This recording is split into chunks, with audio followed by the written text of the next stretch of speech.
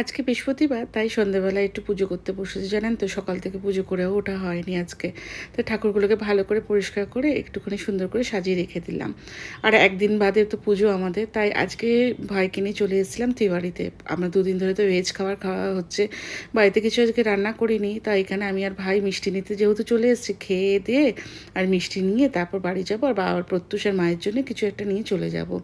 খাওয়া দাওয়া করা হয়ে গেছে। আর দেখেছেন চারদিকে কত মিষ্টি, সব পার্সেল যাবে জানেন তো। আর আমাদের মিষ্টিও মোটামুটি নিয়ে নিয়েছি, যা নেওয়ার ছিল সেগুলো নিয়েছি। কয়েকটা বাকি পড়ছিল মিষ্টি, তা আমাদের ওয়েট করতে বলে, তা ও গোডাউন থেকে এনে দিচ্ছে। তা মোটামুটি নেওয়া হয়ে গেছে। তারপর আমরা গিয়েছিলাম গঙ্গায় স্নান করতে, কারণ আপনারা সবাই জানেন না হয়তো, আমরা গঙ্গায় স্নান করে তারপরে বাপ্পাকে আনতে যাই। প্রত্যুষের স্নান করা হয়ে গেছে আর আমারও স্নান করা হয়ে গেছিলো।